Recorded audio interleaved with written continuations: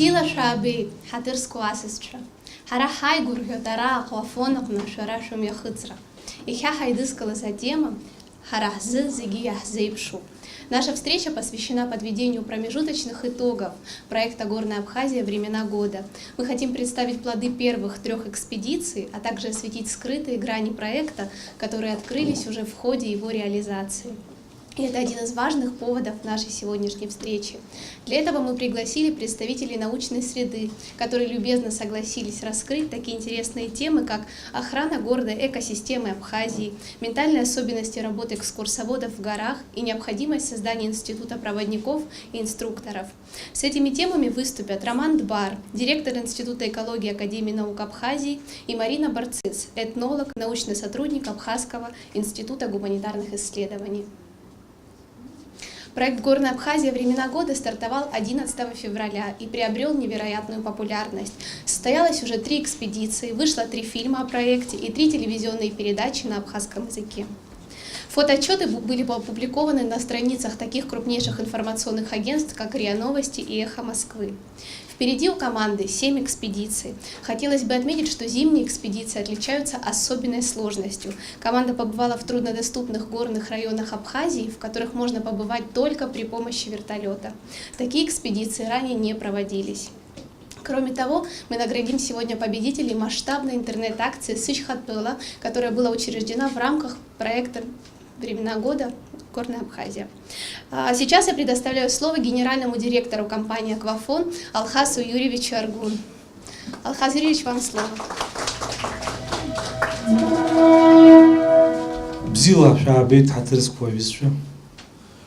Добро пожаловать всем гостям. Мне очень приятно, что мы сегодня встречаемся именно в этом месте. Это в нашем офисе, в нашем конференц-зале, новом. Я действительно испытываю огромную гордость и удовлетворение от того, что мы являемся участниками такого интересного, увлекательного проекта. В процессе, предварительно мог бы сказать, что в процессе уже работы мы как-то потеснее немножко общались. Я даже один раз слетал на точку базирования, наши пилоты предоставили такую возможность. Я вижу, что собралась команда очень профессиональных и подготовленных людей. Тенгиз, я думаю, что это в первую очередь твоя заслуга, потому что замечательные специалисты, что касается и, собственно, походов, и лавин, да, мы все прекрасно знаем, режиссеры, операторы, фотографы, то есть со всех сторон мы подготовились очень хорошо. Честно говоря, я определенный скептицизм где-то в глубине у меня был, потому что сроки были очень сильно ограничены, но я вижу, что у вас все получилось. Ну и, конечно же, наши замечательные пилоты, здесь находятся представители военно-воздушных сил, нашей авиации, это было замечательно. Я думаю, что и будет так. Спасибо, Алхас Юрьевич, вы дали старт нашему мероприятию. А сейчас самое время представить руководителя проекта «Горная Абхазия. Времена года» Тенгиза Тарба, который только вернулся из Женевы, где выступал гарантом дипломатической безопасности Абхазии. Ну а сегодня он здесь с нами, и он выступит с мультимедийной презентацией, рассказав о том, что было уже сделано. А прежде мы представим промо-ролик, который был подготовлен командой «Горная Абхазия» специально для данного круглого стола. Прошу, Тенгиз.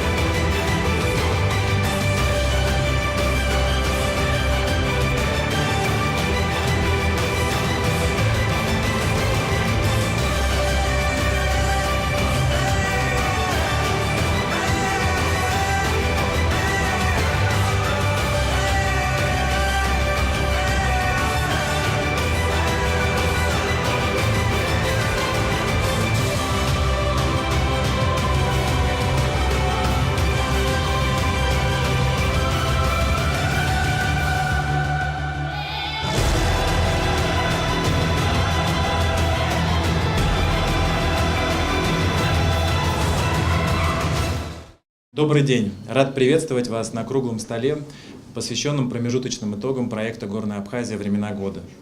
Хочу поблагодарить президента Абхазии за всестороннюю поддержку фонда «Горная Абхазия». Благодарю компанию «Аквафон» за инициативу проведения данного мероприятия и за оказываемую поддержку в экспедициях в качестве генерального спонсора проекта. Хочу поблагодарить ВВС Абхазии за оказываемую помощь при осуществлении вылетов в труднодоступные горные районы. Благодарю всех пришедших на наш круглый стол. В своей работе часто обращаюсь за помощью ко многим из присутствующих в зале и получаю поддержку и профессиональные исчерпывающие ответы. Осенью 2014 года мною был создан культурно-просветительский фонд «Горная Абхазия».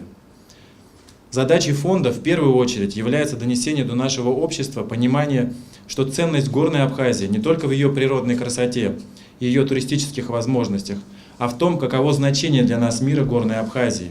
Ведь культура абхазского народа, наши традиции и правила поведения во многом сформированы природой Горной Абхазии. Абхазы в своем мироощущении сохраняют знания о природе, связь с ней, связь, которая формировала нас.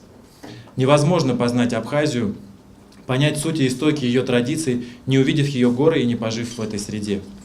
Рассказывая о Горной Абхазии через современные источники информации, мы в первую очередь хотим привлечь внимание именно к этим вопросам. Сохраняя знания нашего народа о Горной Абхазии, мы остаемся проводниками для молодого поколения и для всего мира на пути к пониманию нашей культуры. Как известно, в нашей традиционной религии особенное отношение к горной части Абхазии. Для нас горы в буквальном смысле храм Бога. И вести мы должны себя в этих местах независимо от нашего вероисповедания, как ведем себя, заходя в церковь или мечеть. Хочу вас заверить, мы осознаем ту ответственность, которая ложится на нас в связи с таким широким освещением проекта. И через наши источники информации мы будем доносить значение для нас Горной Абхазии. Что касается практических решений, то стоит заметить, что уже сейчас, в летний сезон, десятки тысяч людей ежедневно поднимаются в горы Абхазии. Самый яркий пример – это озеро Рица. Туристы, приезжающие в разные страны, при ознакомлении с правилами поведения и религиозными особенностями, в большинстве своем принимают эти правила и не оскорбляют религиозных чувств местного населения. Яркий пример есть и в самой Абхазии. При входе в Новоафонский монастырь женщины одевают платки. Что же касается примера донесения истории, культуры и традиций нашей страны, это, безусловно, экскурсии в Новоафонскую пещеру, где в каждом зале рассказываются важные темы об истории и культуре Абхазии. Точно так же при осуществлении экскурсии в горную часть Абхазии экскурсовод или гид должен в обязательном порядке рассказывать об основных правилах поведения в горах, о наших традициях и отношении к ним. Механизмы для реализации этой задачи уже есть сейчас в Министерстве по курортам и туризму. Наша культура и традиции должны стать частью туристического лица Абхазии. Такой подход может стать средством защиты и сохранения абхазской самоидентичности.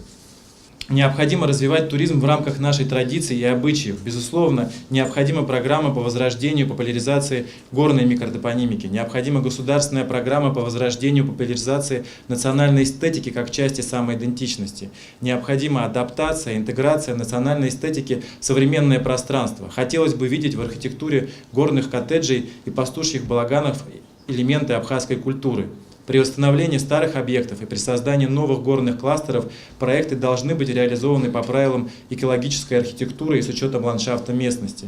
Соблюдение этих современных требований в полной мере отвечает нашему традиционному бережному отношению к природе. Еще одна сложная, но крайне важная тема, требующая срочного внимания со стороны государства – это сохранение традиций пастушества. Пастухи являются хранителями наших традиций и знаний о Горной Абхазии. Благодаря их присутствию в долинах и урочищах сохраняются горные тропы. Значение этих людей в Абхазии выходит далеко за рамки общепринятого понимания слова «пастух». Возможно, необходима государственная программа с наделением пастухов дополнительными функциями егерей, а так называемые балаганы могли бы стать пунктами обеспечения первой помощи в горах. В свою очередь, развитие горного туризма способствовало бы сохранению скотоводства в горной части Абхазии. Экспедиции проекта «Горная Абхазия» вызвали большой резонанс как в нашей стране, так и за ее пределами. Как вы знаете, нашими партнерами стали 3 российских региональных канала: Государственный Приднестровский телевизионный канал, Абхазское телевидение, Международное информационное агентство «Россия сегодня». С учетом всех площадок, на которых анонсируются наши фоторепортажи, статьи, телевизионные передачи, мы можем говорить о многомиллионной аудитории нашего проекта. И, безусловно, это одна из главных побед, о которой можно говорить уже сейчас. Стоит заметить, в случае, если бы мы обратились к рекламным агентствам, предоставляющим услуги по размещению рекламы, для той аудитории, которая есть у нас сейчас, расходы только на размещение в эфире телевизионных передач во много бы превысили бюджет нашего проекта. Задачей зимних экспедиций проекта было желание привлечь внимание к развитию зимнего туризма в Абхазии, расширение туристических возможностей Республики Абхазия и организация круглогодичного спортивного экстремального туризма. Мы можем предложить любителям таких видов зимнего туризма, как ски-тур, хелиски, кетски, бэккантри, уникальный субтропический снег, интересный рельеф гор. Эти виды спорта не нуждаются в инфраструктуре и подготовленных трассах. В дальнейшем, безусловно, необходимо формирование и строительство метеорологических служб и центров, снеголовинных постов. Зимний туризм даст толчок развитию гражданской авиации и созданию специализированных центров, туристических клубов и сетей магазинов. Хочу заметить, что в нашей команде присутствует эксперт половинной безопасности, сотрудник Федеральной службы России по гидрометеорологии и мониторингу окружающей среды, целью которой в первую очередь являлась анализ лавинной опасности посещаемых нами горных районов, сбор данных о состоянии снежного покрова и характеристиках снега. Эти работы ведутся для того, чтобы у нас появилось представление о разных и уникальных климатических особенностях Горной Абхазии. Горная Абхазия – наш дом. И находясь в горах, мы должны испытывать уверенность, комфорт и защищенность в любом месте и в любое время года. Необходимо создание экспертных групп внутри самой Абхазии. Если мы центр мировой спелеологии, у нас должны быть одни из лучших команд спелеологов в мире. Предлагая горный туризм, мы должны воспитывать собственных гидов, инструкторов, лавинщиков, метеорологов. Мы должны обладать знаниями об уникальной природе Горной Абхазии. Стоит отметить, что туризм может стать инструментом распространения информации о республике в целях достижения ее международного признания. Даже сувенирная продукция нужно рассматривать как информационный носитель, рассказывающий о нашей стране, о нашей самоидентичности. Мы можем сделать туризм инструментом дипломатии. В завершении еще раз хочу подчеркнуть, самая главная задача проекта – помочь нашему обществу, молодому поколению осознать, насколько наша страна уникальна, разнообразна и удивительно красива, и что мы в ответе за нее. Благодарю за внимание. Тенгиз, мы благодарим вас за столь интересный доклад, за то, что вы подняли темы, о которых сегодня мы будем говорить. А сейчас я предоставляю слово Аиде Хонели, менеджеру компании «Аквафон» по социальным проектам. Аида – ценитель горного отдыха, самый настоящий, ей, как никому другому, важно и приятно сегодня участвовать в этой дискуссии. Аида, передаю вам слово. Абас иҟоу аиԥылара бзиа амҩаԥгара сара снапы иахьанырҵаз ҭакәхақәра дуӡӡоуп. Аквафон ахьӡала иахьа иҭабуп ҳәа шәаҳҳәар сҭахуп. Ҳазлацәажәо аус ҳажәлари ҳҳәынҭқарреи рзыҳәан акырӡа шаҵанакуа еилкааны иахьа шәаамҭа ахьҳаҭәашьаз. Ишыжәдыруа еиԥш Аквафон имҩаԥнаггозаалакгьы концертума, столгьежьума, еснагь иаҳа аԥсышәала имҩаԥаҳгар ҳҭахуп, аԥсышәала имҩаԥаҳгоит. Аха иахьа ҭагылазаашьа хәыҷык даҽакуп, иҳаӡбеит урысшәала имҩаԥаҳгар, избан акәзар иаҳҭахуп абри азҵаара иазҿлымҳау зегьы ираҳарц, еиҳаракгьы ҳаззеилымкаауа, абызшәа мацара акәымкәа ҳаззеилымкаауа, ҳгәы ҳазырхьуа ззеилымкаауа. Уважаемые участники круглого стола, как вам известно, компания «Аквафон» поддержала проект «Горная Абхазия», выступила генеральным спонсором, уже нам это уже говорили. И за время реализации проекта сформировалось представление как у участников проекта, так и у всех нас. Возник интерес и желание обсудить эти вопросы. Часть вопросов уже осветил Тенгиз в своем выступлении. Думаю, что нам сегодня будет интересно вместе поработать. Так что уже переходим, собственно, к нашим выступлениям. Сообщение от Романа Саидовича Дбар, директора Института экологии Академии наук Абхазии. Выступление на тему охрана горной экосистемы Абхазии. Уважаемые коллеги, я хотел бы сразу поблагодарить за приглашение на столь замечательное мероприятие. И сразу же хотел бы отметить, что подобного рода проект, он уникален с одной стороны, с другой стороны, он не просто представляет собой экспедицию, он представляет собой открытие Абхазии в наиболее интересные и неизвестная часть сезона. Дело в том, что зима в Абхазии является как раз-таки наименее изученной с точки зрения не только науки, но и, как выяснилось, эстетики. И именно эта часть экспедиции, ее эстетическая часть экспедиции, пожалуй, является на сегодняшний день, может быть, самой ценной, самой привлекательной. И она привлекательна еще не только с точки зрения художественного восприятия природы и ландшафта, она и с точки зрения воспитательной, потому что то, к чему мы привыкли в традиционном представлении, в природопользовании, извлечение, изъятие из природной среды каких-то ресурсов, которые потом впоследствии во что-то превращаются, в данной ситуации нам представлен проект, который открывает особую перспективу, связанную с возможностью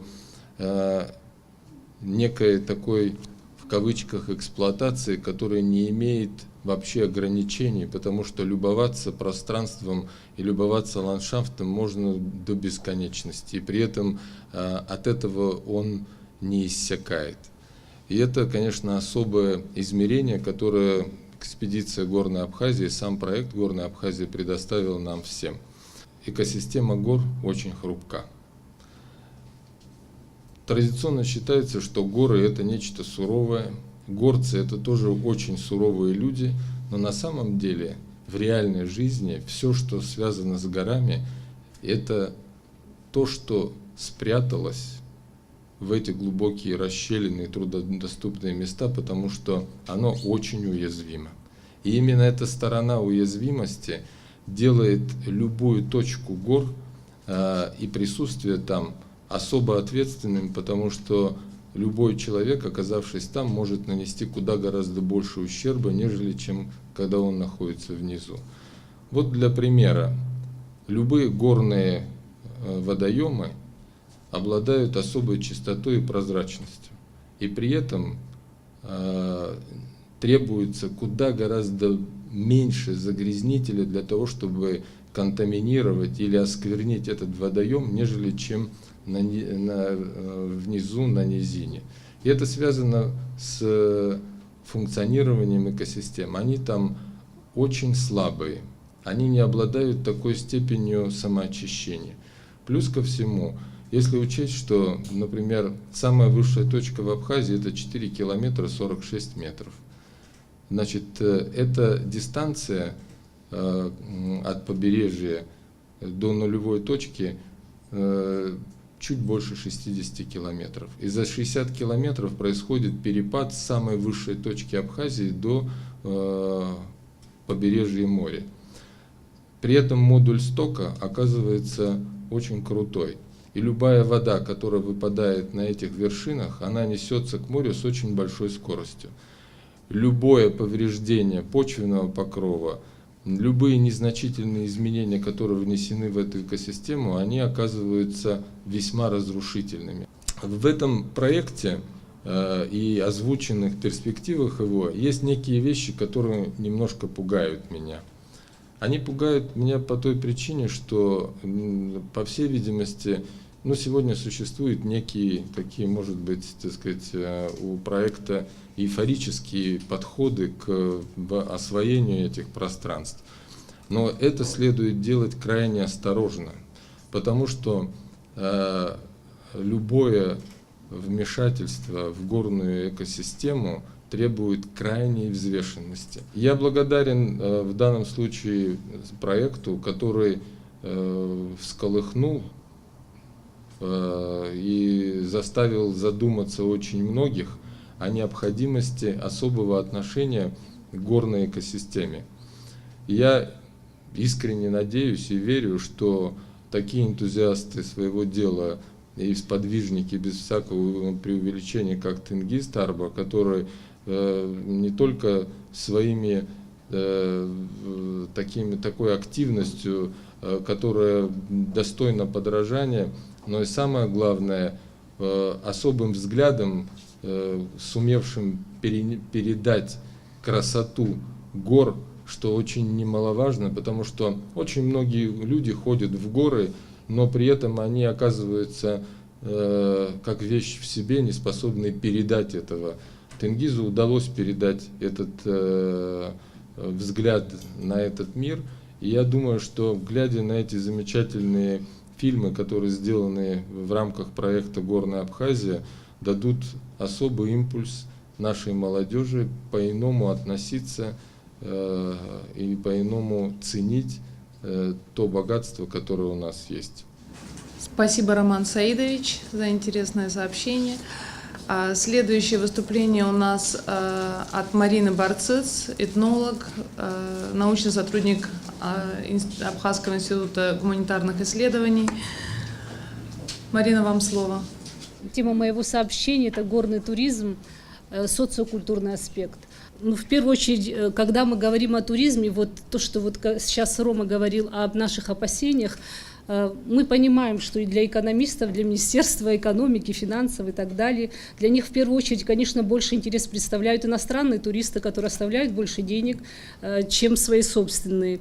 Но нам нужен и свой туризм, то есть туризм для своих граждан, для своего народа. Наша проблема в том, что мы слишком долго оказались отчужденными от своих гор, от своей страны гор. Проблема в том, что уже с 19 века на нашу беду случилась русско-кавказская война, в результате которого мы оказались отлучены именно от высокогорной зоны. Всем известно, что после этой войны, например, даже все высокогорные села, не высокогорные, но горные села, предгорные села были зачищены. В районе Псхос, Рицы, ущелья Бзыбского было до 60 сел. И проблема заключалась в том, что если так называемым махаджирам, мне этот термин очень не нравится, если даже им удавалось с трудом возвращаться на родину, именно не позволялось селиться обратно в этой горной полосе.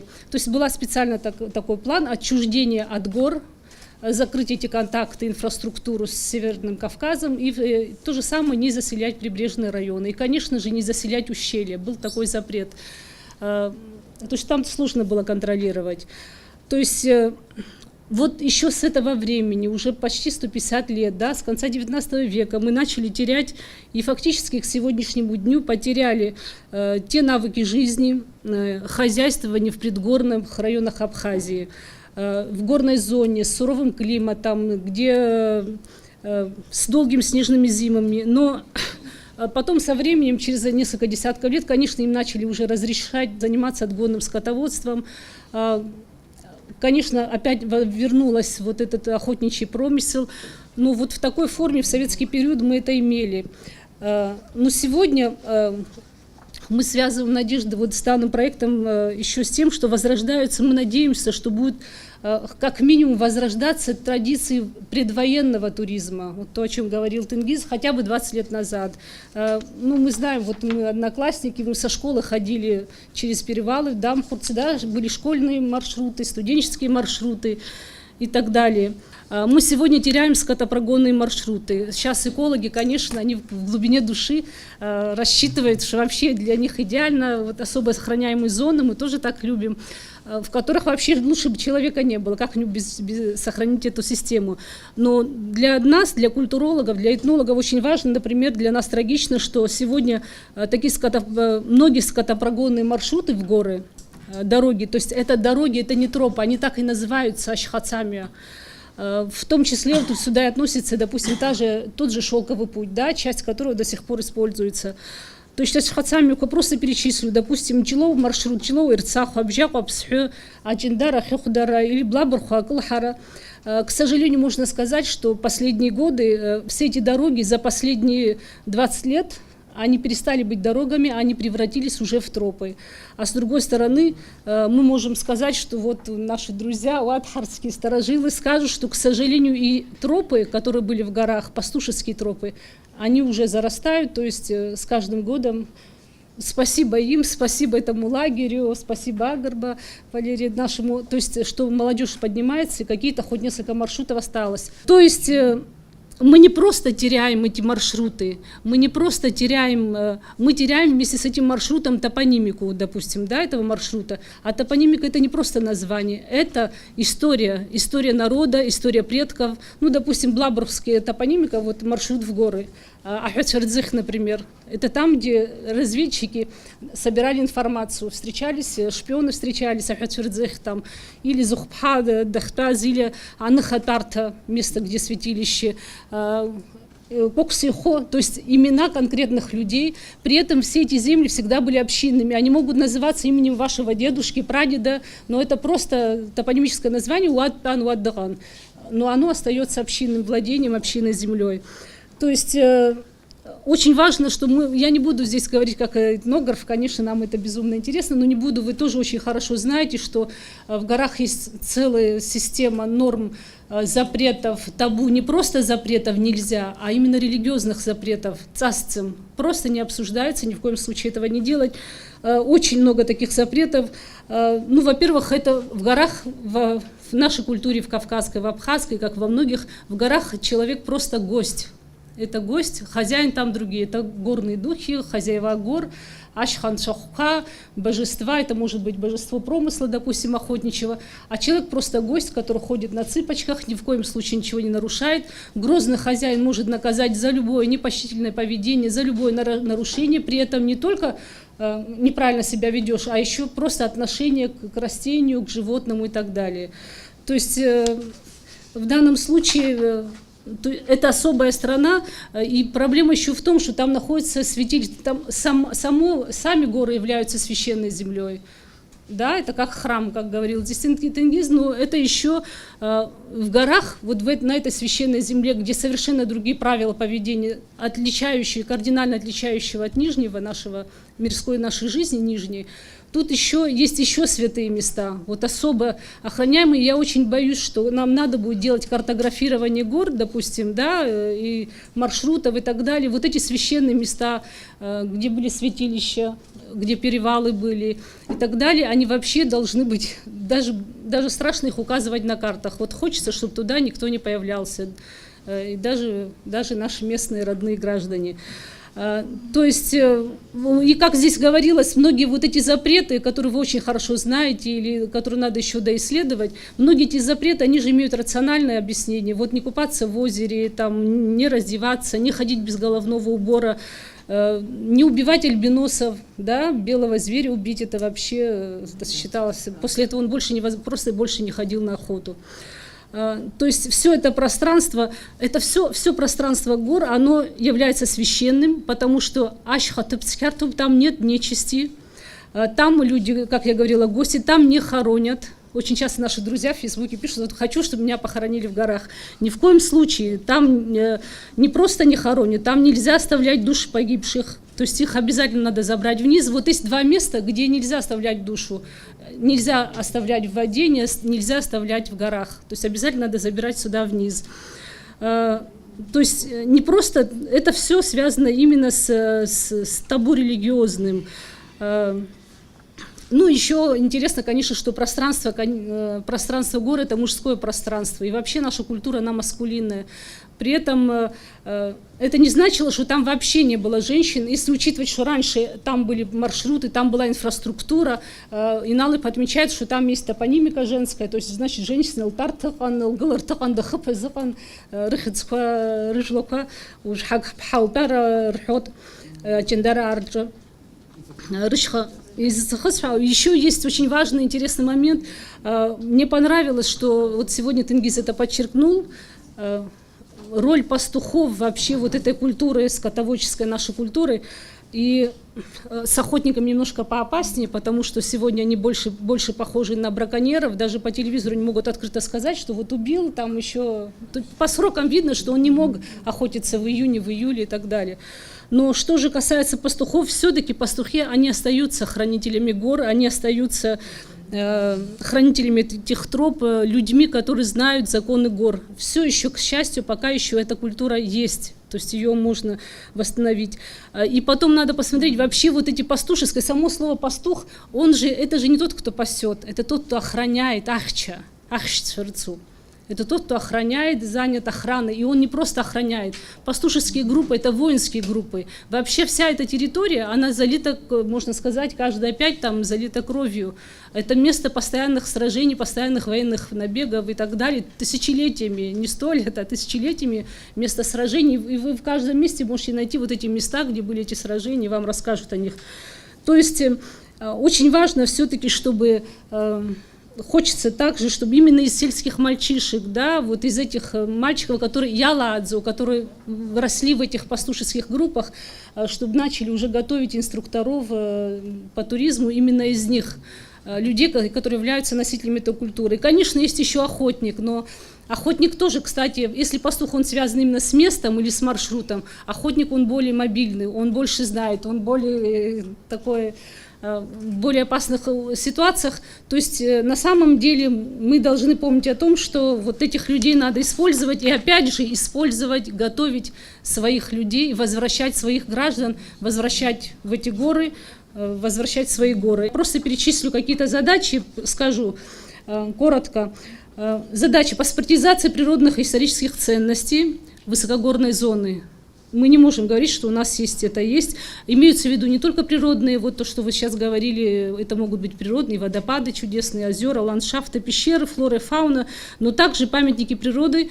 То есть, например, Хацха, мы не знаем, это вот природный все-таки каменный мост на Бзыбе, но мы знаем, что чуть выше был мост, земляной мост, значит, это был уже рукотворный. Вообще Кавказ, Абхазия отличалась тем, что нам надо здесь изучать еще интересно материальную культуру, да, какие они жилища строили, какая кухня в горах, то есть все, какая одежда, какое снаряжение. Нам показывают вот у чукчи лыжи, приятно было смотреть в передаче, но мы знаем, что мы свое все, то есть огромное количество разнообразия именно снаряжений было у наших предков, и наши даже отцы, мой отец, по крайней мере, успел, то есть еще ходил в горы на 3 месяца на зиму, уходили и жили там.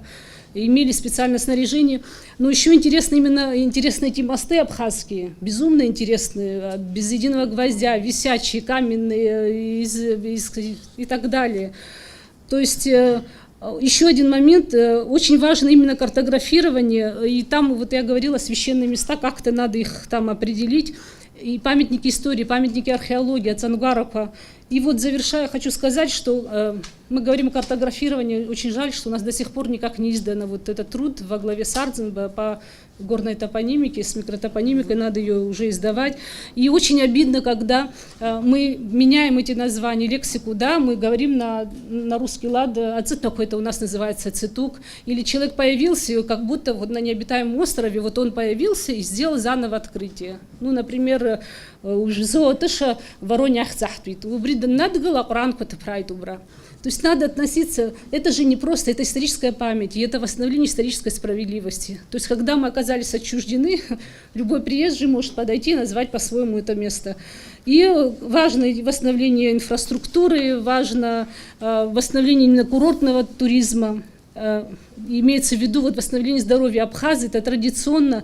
Они же где отдыхали? Сейчас мы их отправляем там в Кисловодск, но они-то в горных зонах. Вот Аладхару надо восстанавливать вот эти горные именно для своих граждан. И вообще, вот завершая, хочу эту вещь сказать, что все время, даже в науке вы подтвердите, что мы все время как будто описываем себя для кого-то, исследуем для кого-то, открываем для кого-то.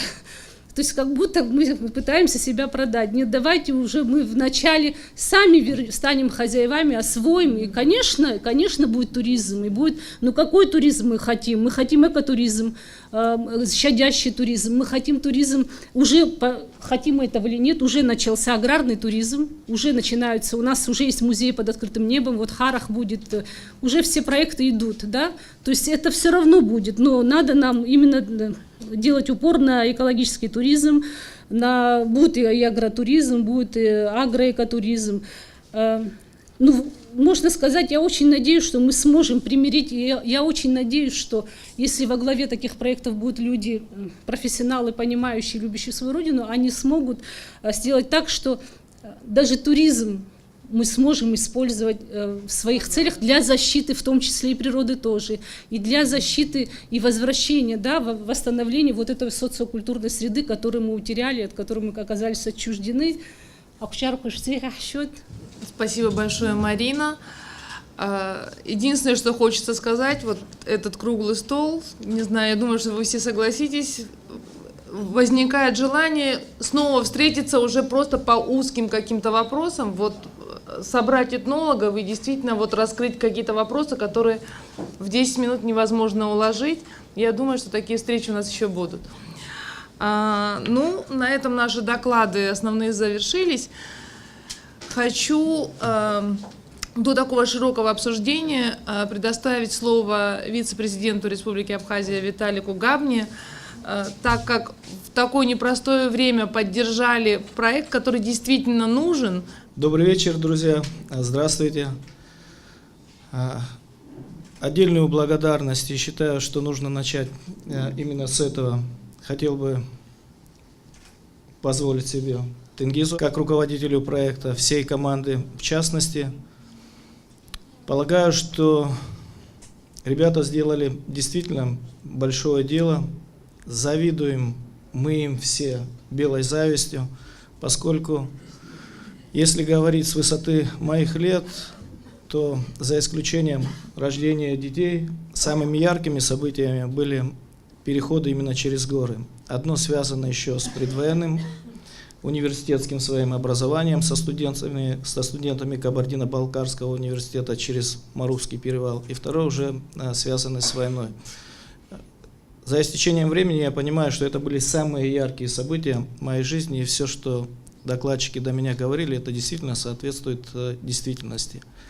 С нашей стороны, я имею в виду государство, нам необходима поддержка, в том числе, в первую очередь, финансовая. Это главная наша задача, и мы это понимаем. Со стороны компании «Аквафон» было также множество поддержано всякого рода нужных и добрых начинаний, умалять достоинства которых я не считаю для себя возможным. Но с уверенностью могу сказать, что этот проект, он выдающийся и выходит из всех остальных. И я горд, что мы были рядом, Тенгиз, с вами. Мы вам помогли, и в дальнейшем во всем будем вам содействовать. Уважаемые коллеги, мы можем перейти к вопросам и ответам, к обсуждению. Рита Владимировна. Как сказала Марина, человек должен быть хозяином. И хозяином в хорошем смысле этого слова. К большому сожалению, вот по моей работе я столкнулась с такими вещами, когда человек в горах решил, что он хозяин, что он первичен, а природа вторична, но не наоборот. У нас должна быть такова цель, что в горах и вообще природа должна быть первичным. Человек должен стараться сделать так, чтобы не нарушить этот баланс, чтобы не нарушить ту красоту, которая у нас есть. Вот мне пришлось сталкиваться, вы знаете, вот наше знаменитое озеро Рица. Вы знаете, что она, вот, судя по прогнозам многих ученых, что она, перестает быть тем озером, которое она должна быть. Цвет меняется, заиленность. Вот в августе месяце она, вы знаете, она даже специфический запах, даже канализационный запах у нее такой. Люди приезжают в гости к нам, когда поднимаются, любуются этой природой, и, конечно, они в шоке от всего этого. Я знаю, были исследования дна, и насколько, вот помните, Роман Саидович, насколько озеро в жутком состоянии, там и стройматериалы. Вы знаете, взяли его всякими этими ресторанами, потом всякими какими-то гостиницами застроили, излишний стройматериал выбросили в озеро, там всякие арматуры, всего, чего там только нет. И очень больно и обидно, вот, когда человек так относится к своей природе. Я, конечно, благодарна Тенгизу, молодец, я смотрела и любовалась, молодцы. Мне очень радует, что люди, молодежь поворачивается к природе, старается сделать так, чтобы мы жили в мире с природой. Конечно, хотела бы, знаете как, вот любовь к природе, чтобы она у нас как-то обучалась с малых лет. Вот мы сейчас в школах, вот наш национальный парк, мы расширили научный отдел, мы взяли методиста, который проводит экопросвещение в школах. Мы практически во всех школах города Гудауты провели вот такие семинары, были в Ткварчале провели семинар, в Гаграх. Вот у нас сейчас очень хотят с нами встретиться Голи-Рипш, Сухумский район, Ачимчира. Вы знаете, мы показываем фильм про Рицу, показываем, рассказываем о нашей природе, о фауне, о флоре. Детям очень интересно, вы знаете, у них глазки горят, они интересуются, все хотят поехать в горы, принять участие, значит, чтобы проложить новые экологические тропы. Им очень интересно. Дальше мы пошли по другому пути. У нас есть очень одна хорошая Адлейба, по-моему, Людмила ее зовут. У нее есть сказки про природу. И вот она даже поставила в виде кукольных таких спектаклей. Вот мы сейчас, именно вот о природе, мы сейчас в школах города Гудаута, в детских садиках вернее, мы хотим поставить эти спектакли, чтобы наши детишки участвовали, чтобы они чувствовали, что кто-то дерево, кто-то там листочек, кто-то там лепесточек и прочее, прочее, чтобы детишки с самых детских лет любили эту природу. Поэтому, конечно, еще раз благодарность Тенгизу. Я думаю, мы еще очень много увидим ваших роликов, ваши проекты, конечно, я думаю, что они будут и дальше иметь продолжение. Я просто вам пожелаю удачи во всех ваших начинаниях. Будьте вы счастливы и здоровы. Очень интересные темы. Естественно, весь наш проект сегодняшний «Круглый стол» послужил, конечно, вот катализатором, но необычайно серьезные противоречивые темы затронули Роман Саидович и Марина сегодня уже. Я вот это все сам и мне тоже как бы не чужды вот эти горы, походы туда, нахождение, пребывание, взаимоотношения с горами. Но фактом является то, что мы встали в достаточно противоречивую сложную ситуацию. Да? С одной стороны, мы хотим развивать какое-то туристическое направление, с другой стороны, нельзя трогать природу для того, чтобы не навредить ей. Я думаю, что прежде чем, скажем, мы будем думать, скажем, о тех массах туристов, которые будут идти по тропам, скажем, иностранных, да, которые могут навредить, возможно, нашей природе, мы должны начать, наверное, с самих себя. Потому что в нас до сих пор сохранился такое потребительское отношение к природе, которое было свойственно, скажем, средневековью. Да? Технологии были слабо развиты, человек выходил из дома, заходил в лес и брал из этого леса столько, сколько мог. Из-за того, что не было, скажем, транспорта, нужного оружия и так далее, то взять много он не мог. И этого было достаточно для того, чтобы природа самовосполнилась. Сейчас есть транспорт. В любое время года можно попасть в любую точку. Есть оружие, которое за многие километры убивает. Есть какие-то средства, которые уничтожают, скажем, рыбу. И это мы попали в такую эпоху бездумного, варварского просто разграбления природы.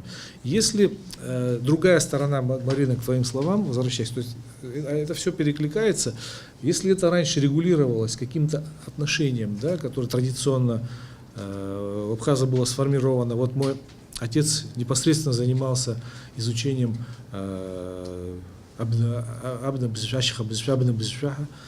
нельзя было разговаривать, даже произносить обычные слова в горах. То есть эти ограничения, они были вызваны не только страхом перед, скажем, перед горами, перед стежищами. Это же многолетний, многовековой опыт сберегания той природы, которая тебя кормит. И сейчас мы не можем заставить, мы от этого тоже были отлучены, Марина сказала, это возродить сейчас мы не в силах, во всяком случае, очень быстро. Для этого это нужно ограничивать, как сейчас везде в мире сделать это законами и серьезными ограничениями, которые влекут за собой существенное наказание. Природа меняется прямо на глазах.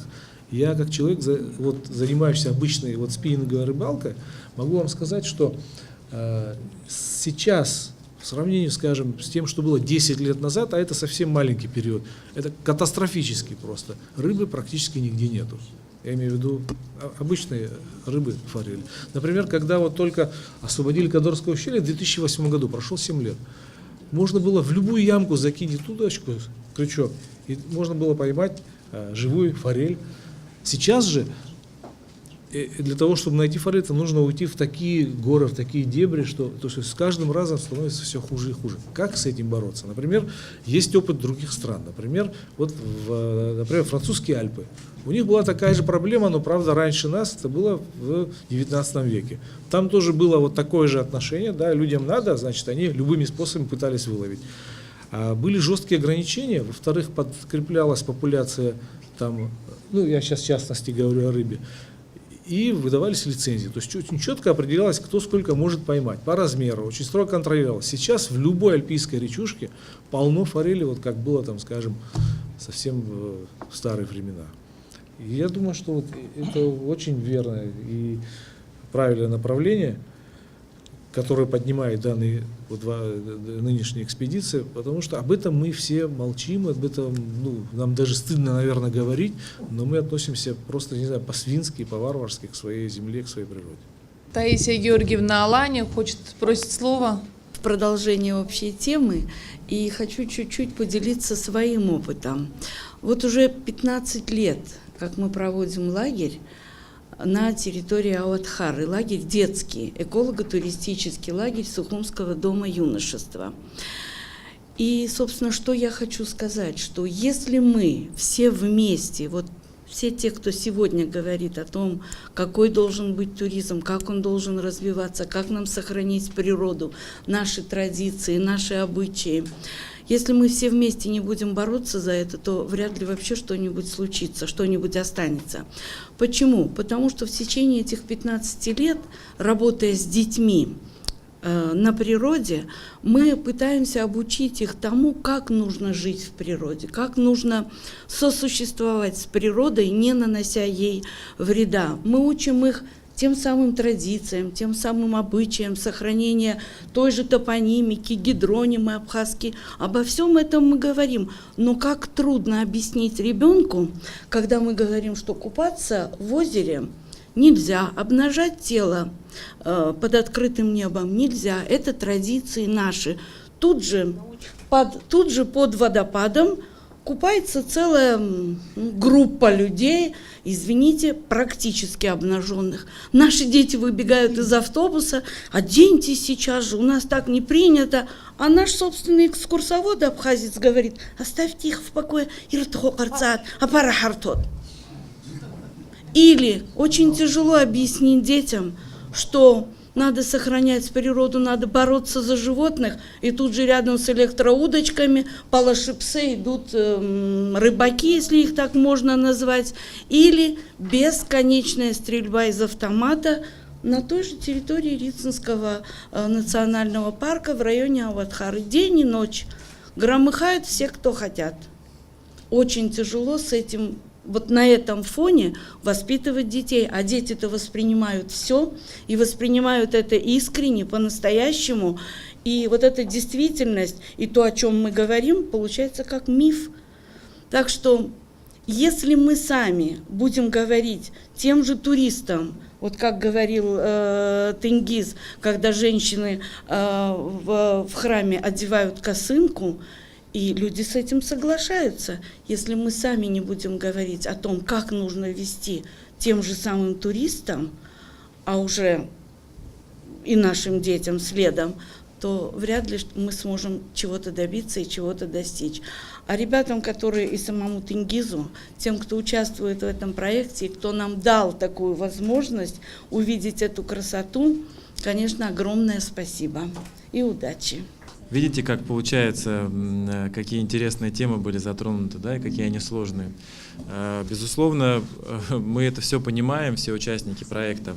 И когда мы говорили о проблемах, которые мы называем задачами, да, мы старались в более позитивное русло перенести их, дав понять таким образом, что эти вопросы решаемы.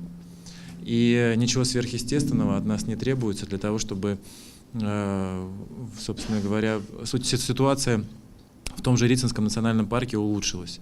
И для этого нам просто всем вместе нужно начать работать. Да. Что касается вот того о чем было сказано Романом Саидовичем, мы с вниманием всегда относимся к мнению экологов, и если будут еще какие-то в наш адрес подсказки, мы с удовольствием будем прислушиваться к вам.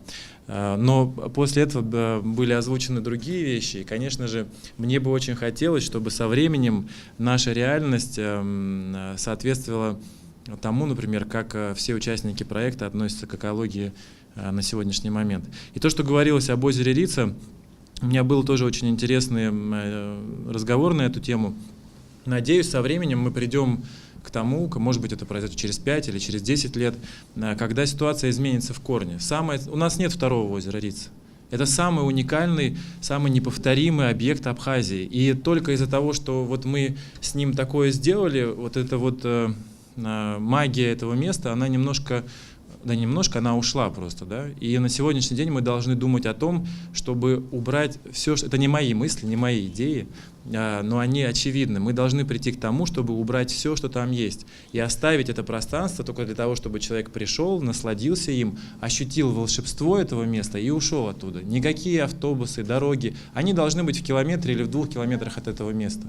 И я очень надеюсь, что вот эти проекты, они вот как бы проект Горной Абхазии, он по своей сути, безусловно же, позитивен, да? Но это не значит, что мы не видим этих проблем. Но решать проблемы нужно, вот как бы взявшись, так скажем, вместе за руки и через конструктивное отношение, через позитив вопреки всему. Валерий Раифович не даст соврать. Мы посещали, тогда тоже было много машин, но по сравнению с тем, что сейчас, и особенно с тем, что творится вокруг озера, это сплошные рестораны, рынки, пацхи и больше ничего. Человек даже к озеру практически почти нету места, где можно подойти к озеру, потрогать воду хотя бы просто. Вот. Относительно то, что говорила уважаемая Марина, относительно этнотуризма, мне довелось быть в Ацангваре, которая и сегодня, может быть сегодня нет, но это лет 30 назад было. Я был очень удивлен, когда я попал в Ацангвару, где жили пастухи. Там помещалось 2 тахты пастушеские, в середине кострища, высокая стенка выложена из камней снизу доверху, рядом скотоводческие эти самые ацангвары, типа для коров там, или потому что коза ни одну ацангвару свободно перелезет через любой забор. А вот там как раз жили пастухи, сверху было накрыто 2 полена из дерева и сверху большой кусок толи. Вот это ацангвара, которая сегодня функционировала в наше время, можно сказать. Относительно вот таких объектов, это было бы очень интересно, потому что у нас масса в горах ацангвар, наверное, вот мне не дадут соврать наши коллеги-туристы, они видели, под снегом, конечно, их не увидишь, но летом много очень ацангвар, и где можно восстановить для того, чтобы туристам показывать. Это впервые Николай Альбов описал эти ацангвары и говорил об этих ацангварах, что приводит как легенду и так далее. Я вот 1,5 часа рассказывал о природе Абхазии в 10 школе, зал был битком набит, там на стул даже не хватало места. И учительница потом подошла и мне говорит: слушайте, вы так их заинтересовали, даже голоса, говорит, никто не повысил. Но это говорит о том, большой интерес у наших детей. Вот очень хорошо, что наше вот учреждение, где работает наша уважаемая Таня, Дом юношества, и они проводили у себя на занятиях, иногда приглашали меня. И я с удовольствием им читал, без всяких лишних комментариев, но дети фактически вот были, как говорится, все внимание было на информацию. Что еще хочу сказать? Относительно сохранения мест произрастания этих растений уникальных. Рицинский национальный парк, кстати, я был один из первых инициаторов, который предложил, и себя ругаю, что я предложил сделать Рицинский национальный парк. Надо было оставить статус заповедника все же там. Может быть, что-то лучше сохранялось бы. Кстати, вот это действительно не зависит от статуса, зависит от хозяина, от нас с вами, от народа нашего, который должен воспитывать в молодом поколении не просто любовь к красивым цветочкам, а любовь к природе гор. Ведь Абхазия – это уникальнейший регион на земном шаре. Я не преувеличиваю. Здесь на расстоянии 55 метров от субтропического до климата вечных снегов и ледников. Все это на маленьком кусочке земли, которую мы называем Апсной. И вот когда вот такое отношение мы видим у местного населения, я не говорю о приезжих, это от нас зависит, как мы их привезем, как мы им расскажем и что мы им дадим делать на экскурсии. Вот этому надо придавать очень большое значение, потому что наши экскурсоводы иногда элементарными знаниями не обладают, хотя они закончили наш факультет, где так называемый туризм и экономика или рекреационно-туристская и так далее, и так далее. Там название очень... Географический факультет. На географическом факультете должны не туризм преподавать, а предметы и связь, взаимосвязь всех компонентов ландшафта, вот это должно быть основой преподавания на географическом факультете, а не на том, как делать деньги на туристских объектах. Сегодня здесь присутствует министр иностранных дел Вячеслав Чирикба. Я думаю, ему есть что нам рассказать. Передаем ему слово. Очень много было сказано, конечно, правильного и актуального для нашей республики. И я очень горд, что работаю рядом с героем нашего сегодняшнего дня. Я восхищаюсь его творчеством и присутствовал на его выставках. Вот, я уверен, что это только начало твоего взлета такого твоего творчества, Тенгиз, и желаю тебе успехов в твоем таком. Это еще и подвижничество, конечно же, потому что ты показываешь нам красоту нашей земли, и только нам, но и всему миру практически. Но вот впервые я познакомился с Абхазией, вот такой, да, как сказать, не курортной Абхазией, когда мы делали фильм совместно с мой друг снимал фильм Руслан Джопо о Абхазии, такой один из первых фильмов такой видовых был. Я увидел, что Абхазия очень большая на самом деле. Вот один Цабал чего стоит? Цабал это просто страна целая, один Цабал. И там было более 20 сел тоже было в свое время. И что интересно, что мы находимся между горами и морем. И вот есть такой ученый Самир Ходко, адыгейский, который считает, что это островная цивилизация, что мы как бы остров. На самом деле и море, и горы – это путь. Часто кажется преградой, но по-гречески море – понтос – это путь. По нему люди общались, и по горам тоже. Вот, то есть общение ходило в Абхазии было не по побережью, а по горам, горные тропы были, которые всю Абхазию перерезали и на Северный Кавказ. И шелковый путь шел также через Абхазию, один из путей его. Так что вот возрождение вот всего этой древней культуры, значит, вот именно связанной с горами, это, конечно, очень интересная тема. И не только с точки зрения туризма, но и вообще познания своей страны. И вот и для молодежи, для детей, это, я думаю, это очень-очень важно, конечно. Абхазия не только море, и пляж, и пальмы, но еще и, конечно, и... Кроме того, очень важная тема, которую подняли здесь, это топонимика, традиционная топонимика, но кроме того, очень новая топонимика. Вот я разделяю тех, кто возмущается тем, что приезжают сюда спелеологи, открывают какие-то пещеры, причем такого мирового масштаба, и называют как хотят, Воронье и так далее и тому подобное. Кстати, мы создали законопроект, подали его в парламент через президента о том, чтобы все названия новооткрытых мест согласовывали с правительством Абхазии. Это очень важно, иначе мы потеряем вообще свою топонимику горную. Вот. Это тоже часть ландшафта такого исторического, культурного ландшафта.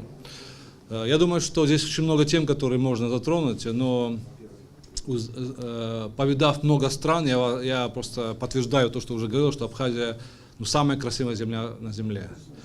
Это именно высокие горы, очень красивые горы, лесистые, и многообразие ландшафтов от субтропического до альпийского и высокогорных снегов. и море – это уникальное сочетание. Вот. И я думаю, что это наше общее достояние, культурное, природное и культурное достояние, и мы должны его просто бережно беречь. Я думаю, что вот Тенгиз показывает Абхазию, практически там людей нету, да, почти вот на твоих пейзажах, ландшафтах, там вот природа царит. Я надеюсь, что она такой же девственная и красивой останется вот нашим потомкам. И спасибо тебе, что документируешь все это.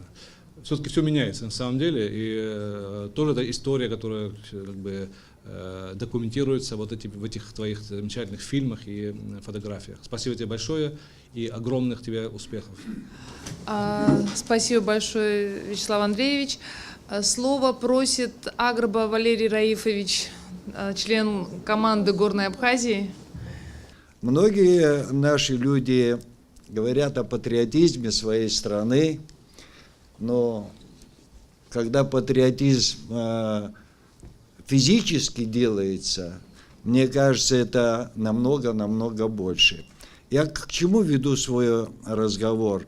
Не потому, что здесь наш руководитель Тенгиз, но мне хочется и приятно, он еще когда был совершенно молодым, когда мы впервые с ним встретились в горах, это тогда, когда мы работали с Таей Георгиевной в Доме юношества, вот там на Аватхарской поляне, мы все встретились, это было, наверное, лет 10 тому назад, и с тех пор, может, доля нашего там пота, крупицы своей влияния послужила тому, что на сегодняшний день он смог сплотить этот замечательный коллектив, с которым мы, можно сказать, старички, вспоминая свою молодость, да, уходим в горы.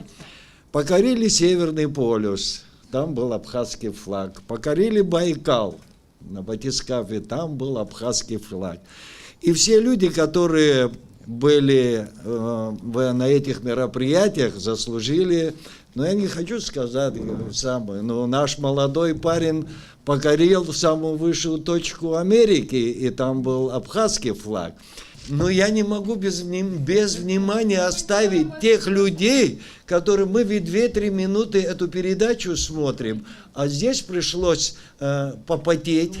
Ночью холод, минус 14 поймали, глубокий снег 2,5 метров. Вот этих замечательных парней здесь вот, которые находятся, их тоже поблагодарить не хочется. Мне хочется поблагодарить тех людей, которых, в руках которых наша жизнь находилась. Это вот наши представители, войны наши великие. Вот. И дай Бог вам всем здоровья. Но первым долгом, я считаю, молодежь должна быть впереди, находиться и все делать для наших детей. Я еще раз хочу сказать Тенгизу спасибо. Ребенок, который в деревне не был, он не будет деревню любить. Человек, который в горах не был, он не сможет ее любить. Если он не может туда поехать, то Тенгиз ему показывает, и, может быть, он будет любить эти горы. И большое спасибо вот этим ребятам, всей команде, которые не делают. Это большой плюс для нас, для Абхазии, для молодежи. Я думаю, что это большой плюс. Спасибо за внимание. Мы возили, будем стараться возить. Представители правительства здесь есть. Нам еще, если помогут, мы еще лучше вас будем возить. Это тоже я не могу сказать. Сейчас говорил Гумба Адгур Алексеевич, генерал-майор, командующий ВВС Министерства обороны Республики Абхазия. И рядом сидит Герзман Нури Рудольфович, полковник, начальник службы безопасности полетов. Это вот люди, благодаря которым на самом деле проект состоялся, потому что если бы не вы, если бы все эти годы вы вот в таком состоянии не содержали бы эти машины, дай Бог, чтобы на вас обратили внимание и ваш парк вырос так, чтобы мы могли продолжать еще более глобальные проекты. Так, я думаю, что на этом мы, наверное, завершим эту официальную часть нашей встречи. Наш круглый стол поднял еще массу вопросов, и в будущем мы обязательно будем продолжать встречи. Проект продолжается. Всего 3 было экспедиции, еще впереди 7. Так что мы еще не раз встретимся. Переходим к очень теплой и очень неофициальной части, но она тоже обязательно для вашего внимания. Дорогие гости, еще раз благодарим за столь интересное и серьезное выступление. Сейчас, как уже сказала Аида, мы переходим к неформальной части мероприятия. Насколько известно многим из вас, к 1 апреля компания «Аквафон» разыграла жителей Абхазии, подготовив интересный ролик. А мы хотим поблагодарить главного героя ролика, нашего спикера, который сегодня присутствует здесь, уважаемого человека, ученого Романа Саидовича Двар. Спасибо, Роман Саидович. Сейчас мы презентуем вам этот ролик, подготовлен телестудия «Сарки». Спасибо, Роман Саидович, за ваше понимание и чувство юмора. Хотелось бы отметить, что ролик получил 3000 просмотров, и 200 пользователей разместили его на своих страницах в социальных сетях.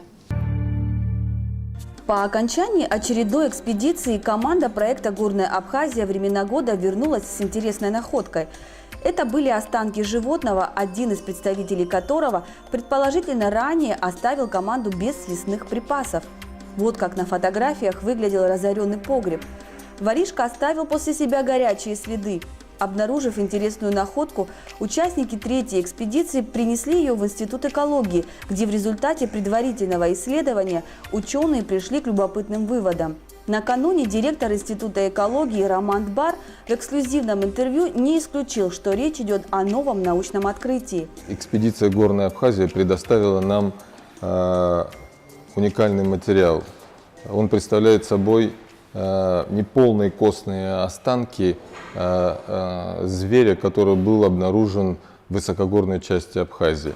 Нам удалось собрать и этот неполный скелет. Также мы имеем изображения, которые были получены, во время съемок на поверхности глубокого снега.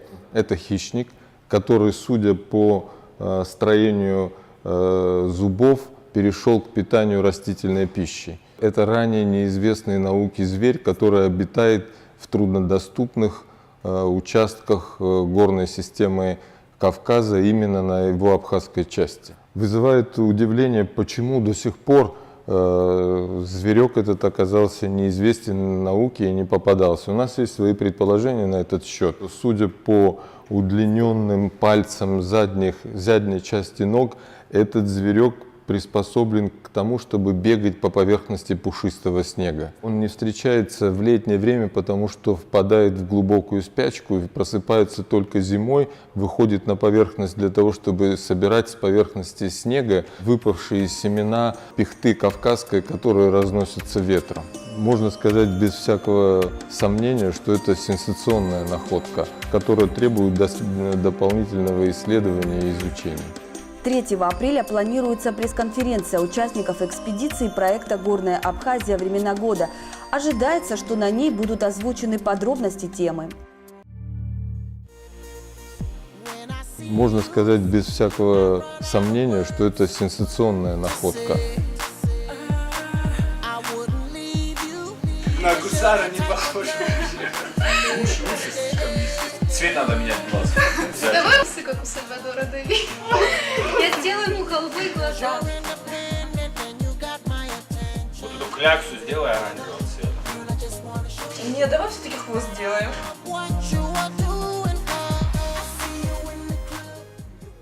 А теперь все улыбнитесь, потому что это 1 апреля.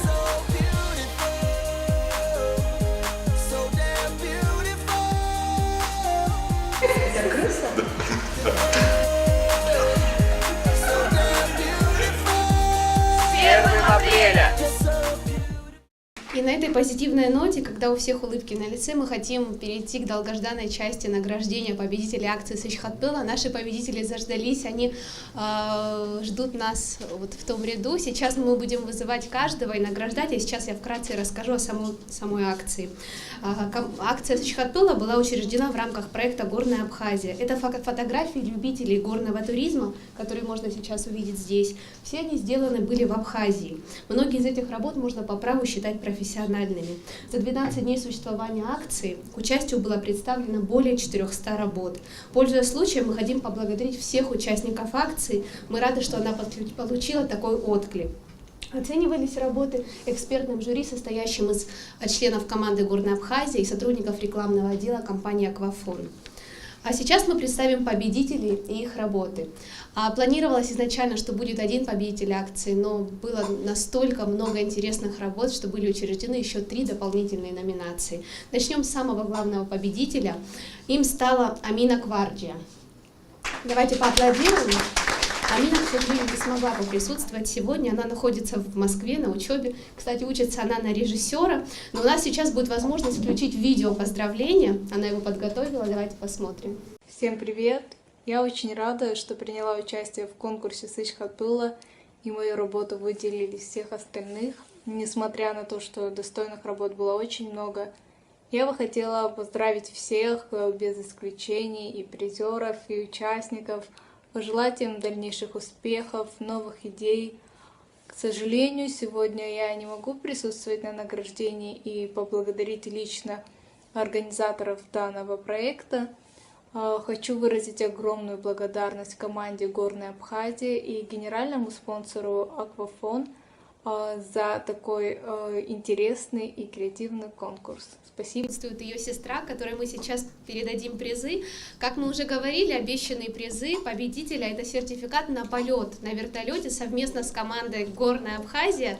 Кроме того, для вручения данного приза мы приглашаем главного бортпроводника, главного начальника службы безопасности полетов, старшего летчика и человека, который обеспечивает доставку экспедиции в горы. Он вручит победителю сертификат на полет. Она вернется, и мы отправим ее в экспедицию. Кроме того, как мы и обещали, Тенгиз Тарба дарит фотоработу проекта «Горная Абхазия», которую выбрала победитель собственноручно, и мы надеемся, что ей будут переданы данные призы. Кроме того, будут получены автографы, как мы и обещали. Сейчас мы передадим работу участникам команды, а также ее ждет термокружка с логотипами «Аквафон» и «Горная Абхазия». Итак, номинация «Лучший пейзаж». Главным условием конкурса был человек на фоне гор, но было настолько много пейзажей интересных, что мы должны были выбрать победителя. Им стал Георгий Салакая. У Георгия большая серия профессиональных работ. Мы поздравляем его.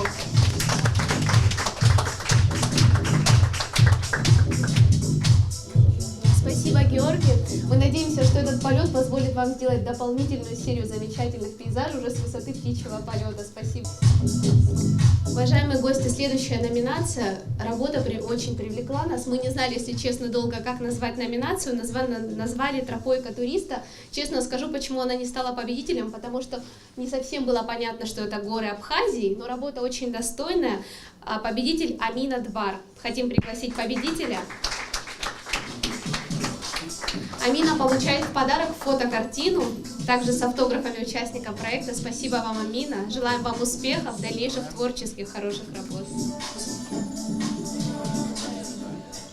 И мы хотим отметить еще одну работу, которая впечатлила нас своим романтическим настроением и таким нестандартным взглядом на горы. Мы назвали эту рубрику, эту номинацию «Новое измерение».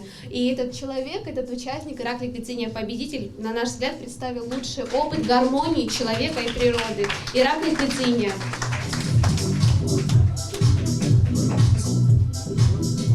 Уважаемые гости, на этой позитивной ноте мы хотим поблагодарить всех участников этого мероприятия за то, что вы были сегодня с нами. Команде «Горная Абхазия» мы желаем по-настоящему интересных находок, которые были представлены сегодня в ролике. Удачи, успехов, поставленных целей, достижения всех целей.